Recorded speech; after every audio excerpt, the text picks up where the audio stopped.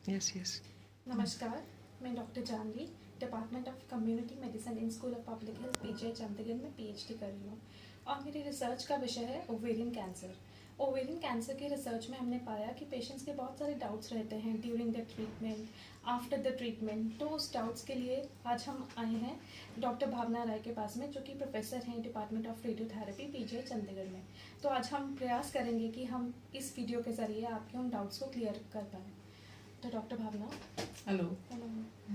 तो मैम, सबसे पहले ये पेशेंट्स का डाउट होता है कि ओवेरियन कैंसर है क्या, ये क्यों हो जाता है, मतलब और किस एज में होता है? ओवेरियन कैंसर, उसको हम हिंदी में अंडेदानी का कैंसर भी कहते थे। सो ये it's not a very common cancer. मतलब हमारी, अगर हम विमेन में कैंसर देखें या गायनी कैंसर्स देखें तो उसमें नंबर 3 पे है ये। और मोस्ट ऑफ द टाइम जो ओवेरियन कैंसर्स होते हैं जो कॉमनली पाए जाते हैं वो usually more than 50 years of age में पाए जाते हैं। और उसमें जो कॉजेज रहते हैं एज सच कोई रिस्क फैक्टर नहीं है, बट हाँ जी कई चीज़ें ऐसी हैं जो अगर हम लाइफस्टाइल रिलेटेड हैं जिसमें आगे चांस हो सकता है, रिस्क बन सकता है कैंसर होने का।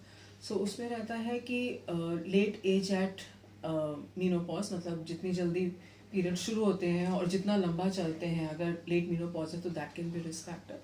फिर कई बार ये भी होता है कि जिनमें जो बच्चे नहीं करते, नली पैरिटी, जिसमें वो रिस्क फैक्टर हो सकता है। ब्रेस्ट फीडिंग ना करना रिस्क फैक्टर हो सकता है। हॉर्मोन्स का बहुत लंबे समय तक सेवन करना या उपयोग करने में, उसमें एक रिस्क फैक्टर पाया जा सकता है। 10 to 15% हेरिडिटरी रहते हैं, मतलब जेनेटिकली रिलेटेड रहते हैं, तो वो भी कॉज करते हैं ओवेरियन कैंसर्स। कई बार यंग पेशेंट्स में भी ओवेरियन कैंसर हो जाते हैं। वो डिफरेंट टाइप के कैंसर्स होते हैं, उनमें जनरली अच्छा प्रोग्नोसिस रहता है और वो यूजली टीन एज में भी अराउंड 12-13 से लेके 20-25 ईयर्स तक ज़्यादा पाए जाते हैं। और मैम, नेक्स्ट क्वेश्चन है कि इसके लिए, जैसे बाकी कैंसर्स के लिए, सर्वाइकल कैंसर के लिए स्क्रीनिंग प्रोग्राम्स हैं, तो क्या ओवेरियन कैंसर के लिए कोई स्क्रीनिंग प्रोग्राम या कोई वैक्सीनेशन है प्रिवेंशन के लिए? नहीं, ओवेरियन कैंसर के लिए एज सच कोई स्क्रीनिंग प्रोग्राम नहीं है। स्क्रीनिंग प्रोग्राम होने के लिए उसकी कॉस्ट इफेक्टिवनेस भी होनी चाहिए और उस टेस्ट की रिलायबिलिटी या सेंसिटिविटी भी होनी चाहिए, सेंसिटिविटी एंड स्पेसिफिसिटी। तो एज सच पर्टिकुलरली कोई टेस्ट नहीं है, बट हाँ जी कई मार्कर्स हैं जो किए जा सकते हैं इन हाई रिस्क ग्रुप, जिनमें हेरिडिटरी कंपोनेंट है, जिनमें फैमिली हिस्ट्री स्ट्रॉन्ग है। तो उनमें कुछ मार्कर्स हैं, जैसे CA-125 वो करा जा सकता है in addition to ultrasound. But as such अगर देखा जाए तो कोई भी स्क्रीनिंग नहीं है ओवेरियन कैंसर के लिए। एंड जहाँ तक वैक्सीन का सवाल है, ओवेरियन कैंसर के लिए अभी कोई ऐसी प्रोफाइलैक्टिक वैक्सीन नहीं आई है। तो मैम, जैसे आपने बताया कि जैसे इसका कोई स्क्रीनिंग टेस्ट नहीं है या कोई वैक्सीनेशन नहीं है, तो पेशेंट्स ऐसे क्या पता चले कि जिससे पेशेंट्स जल्दी से जल्दी अपना ट्रीटमेंट के लिए डॉक्टर्स के पास आ सके? क्योंकि हमने रिसर्च में पाया कि जनरली जो ओवेरियन कैंसर के पेशेंट्स होते हैं वो लेट स्टेजेस में पहुंचते हैं डॉक्टर के पास, तब तक मतलब काफ़ी स्टेज पहुंच चुकी होती है। तो क्या साइंस एंड सिम्टम्स है जिसको देख कर कि वो अर्ली अपना ट्रीटमेंट ले सकें? अब ओवेरियन कैंसर इसीलिए सबसे one of the most dangerous cancers माना जाता है, बिकॉज इसमें प्रॉब्लम ये है कि सिम्टम्स जो हैं बहुत ही वेग सिम्टम्स हैं, जो हम रोज़मर्रा में हर किसी को हो जाते हैं। जैसे एसिडिटी हो सकती है, लोगों को लगता है पेट फूलना हो सकता है। सो तो इसलिए हम बहुत नॉन स्पेसिफिक सिम्टम्स कहते हैं, या पेट में दर्द हो सकता है। सो बट प्रॉब्लम ये है कि ये सिम्टम्स काफ़ी बार इग्नोर हो जाते हैं, और ये सिम्टम्स आते ही तब है जब डिजीज़ एडवांस्ड हो। यही वजह है कि जो ओवेरियन कैंसर है वो अबाउट 70 to 80% पेशेंट्स में हमें पता ही एडवांस स्टेजेस में लगता है, क्योंकि वो शुरू में कई बार कोई सिम्टम्स देता ही नहीं है। ओके। तो मैम, इन सिम्टम्स के, जैसे आपने बताया कि जैसे एसिडिटी वगैरह है, तो ऐसा कुछ है सपोज, क्योंकि ये वाले सिम्टम्स ऐसे हैं कि नॉर्मल सिम्टम्स हैं, तो कुछ ऐसा है कि हमें कैलकुलेट करना है इस बेसिस के ऊपर कि अगर हमें दिन में इतने से ज़्यादा बार, या हफ्ते में या महीने में इतने से ज़्यादा बार ब्लॉटिंग हो रही है, गैस की दिक्कत है या एसिडिटी है, तो तब आना चाहिए उनको, पेशेंट्स को?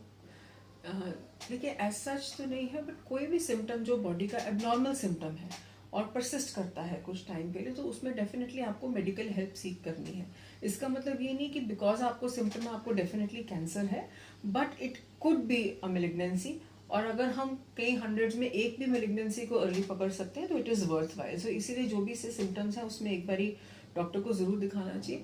इन एडिशन जो कैंसर के जनरल सिम्टम्स रहते हैं, लाइक ब्लोटिंग, पेट फूल जाना, उसके साथ अगर वेट लॉस हो रहा है, पेन हो रहा है, पेट ज़्यादा फूल जा रहा है with in a few days या फ्यू वीक्स, पानी भर रहा है, जनरल बॉडी कमज़ोर हो रही है, भूख ना लगना, सो ये वाले सिम्टम्स हैं थोड़ा सा जो हमें गाइड करते हैं इस डायग्नोसिस की तरफ और ज़्यादा। मैम जैसे एक पेशेंट का डाउट था जो ट्रीटमेंट ले रहे थे ऑलरेडी ओवेरियन कैंसर का, तो उन्होंने बोला कि जैसे मुझे पहले से क्या था, आजकल पीरियड्स की बहुत लोगों में दिक्कत आती है जो माहवारी होती है, तो उनके पीरियड्स उन्होंने बोला कि मुझे कम आते थे और मेरा पेट फूला फूला रहता था उन दिनों में, तो क्या ये काफ़ी लंबे टाइम तक ऐसे चल रहा था, तो क्या इसका लिंक है कुछ ओवेरियन कैंसर के साथ में? पीरियड्स का देखो, पीरियड्स इरेगुलर होने के बहुत ज़्यादा कॉजेज रहते हैं, ठीक है, and mostly they are hormone related, but yes कोई भी गायनोकोलॉजिकल मेलिग्नेंसी है उसमें नॉर्मल गायनोकोलॉजिकल फंक्शन अपसेट होना इज़ नॉट अनकॉमन, सो वो हो सकता है, बट अगेन जैसे मैं आपको पहले कह के चुकी हूँ कि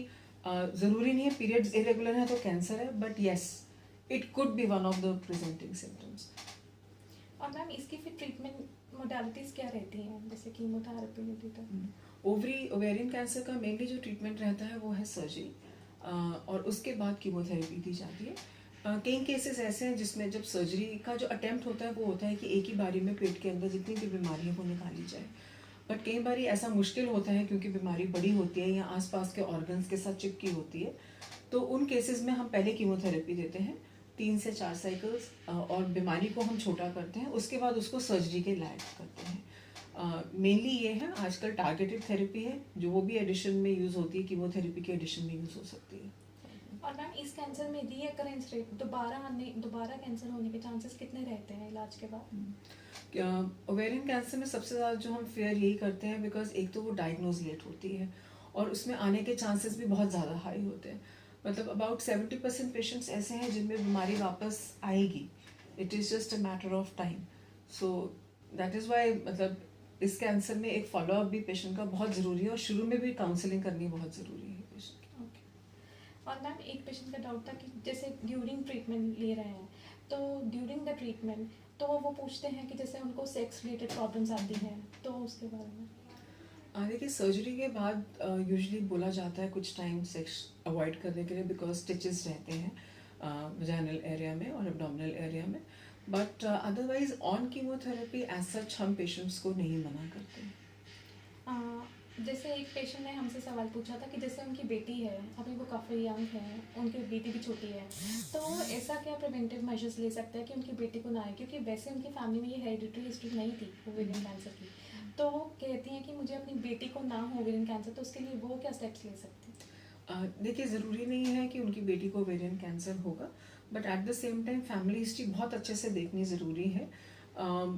नॉर्मली क्या रहता है कि फैमिली हिस्ट्री में मैटरनल हिस्ट्री देखने की ज़रूरत है कि मदर की तरफ और उनकी मदर की तरफ की क्या हिस्ट्री है, मैटरनल मासी, नानी, मासी की बेटियाँ, वो देखना जरूरी। तो अगर, एंड इट्स नॉट नेसेसरी कि सिर्फ ओवेरियन कैंसर की हिस्ट्री हो, वो ब्रेस्ट कैंसर की हिस्ट्री हो सकती है, यूट्राइन कैंसर की हिस्ट्री हो सकती है, या डिफरेंट कैंसर्स की हिस्ट्री हो सकती है। तो अगर तो ये है तो फिर हम जेनेटिक काउंसलिंग और वो सब जेनेटिक टेस्टिंग या ब्राका म्यूटेशन टेस्टिंग करके आगे काउंसलिंग वगैरह कर सकते हैं। अदर देन दैट जो रिस्क एक अगर किसी की मदर को सीए ओवरी है और कोई और जेनेटिक या हेरिडिटरी पैटर्न नहीं है, तो the risk is like any other normal individual, उसमें कोई एडेड रिस्क नहीं बढ़ जाता है, ठीक है।